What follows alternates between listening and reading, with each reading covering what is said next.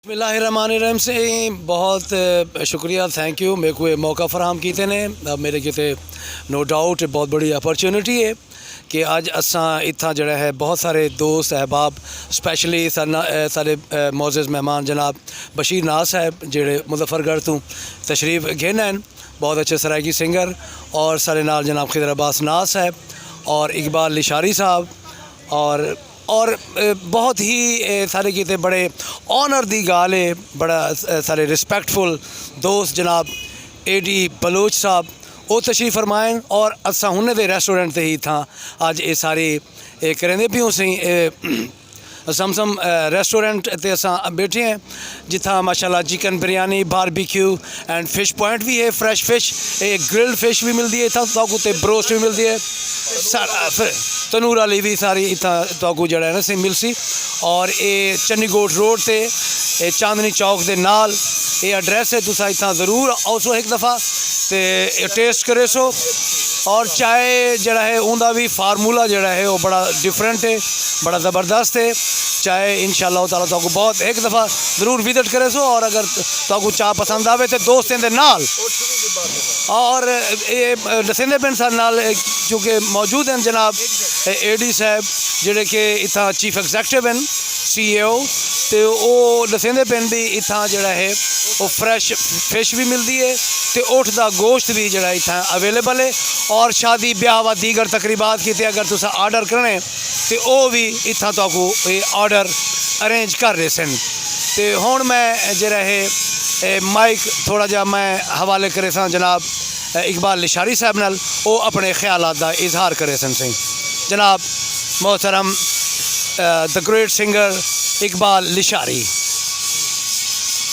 बिस्मिल्लाहिर्रहमानिर्रहीम। सब तो पहले सारे दोस्तों को सलाम थी वजह सी सलाम तो बाद अज असा एक खूबसूरत महफिल अपने गुलदस्ता घिन के था आए बैठे हैं जमजम होटल रेस्टोरेंट उत्ते जिंदे बानी हैं जनाब अल्लाह एडी साहब सारे माशाल्लाह मरूफ शख्सियत ने शाह सारे अलीपुर दी उन्हें खूबसूरत यानी एक चाय का होटल बनाया नहीं उनके बाद इन्नी रेस्टोरेंट भी है उन्हें अगर गुड़ की चाय बड़ी मशहूर है सीने कने तो यह कि वाला फनकार मुहब्बत करने शख्स हैं क्योंकि आज सारा एक लाइव प्रोग्राम चलता पे हुक उन्हें लाइव डिठे और सारे कने तशरीफ घिनन असा उन्होंने शुक्रगुजार है और सबको स्पेशल चाय की दावत वास्ते सबको थों घिन के तो स्पेशल दावत दे के और सारी पूरी टीम को घिन के स्पेशल था अपने होटल घिन सबको चाय वास्ते जमजम होटल उत्ते सी।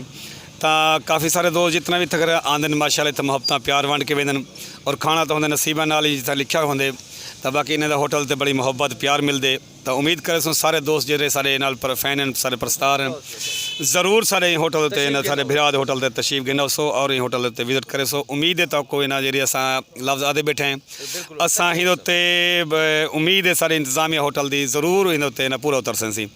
वसलाम सिंगर इकबाल लिशारी।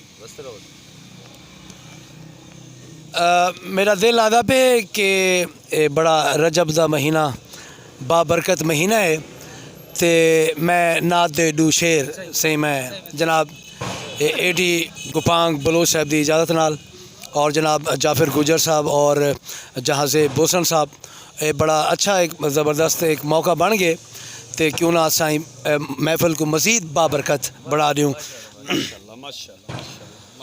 हाँ कुछ नहीं मांगता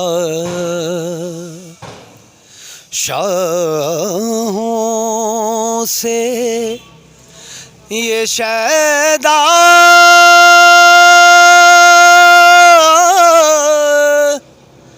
तेरा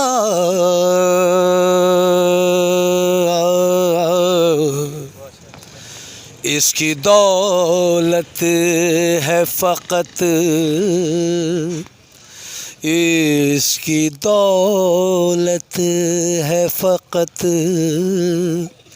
नक्शे कफ़े पा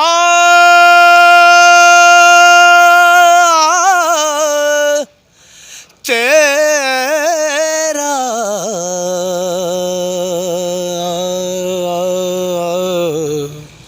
कुछ नहीं मांगता। लोग कहते हैं कि साया तेरे पैकर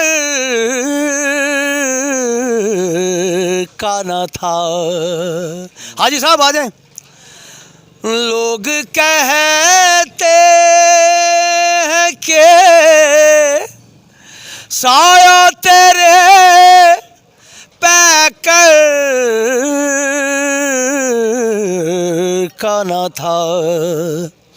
मैं तो कहता हूँ जहाँ भर पे है साया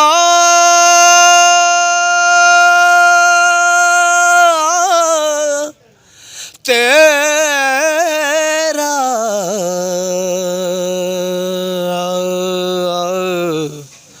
कुछ नहीं मांगता।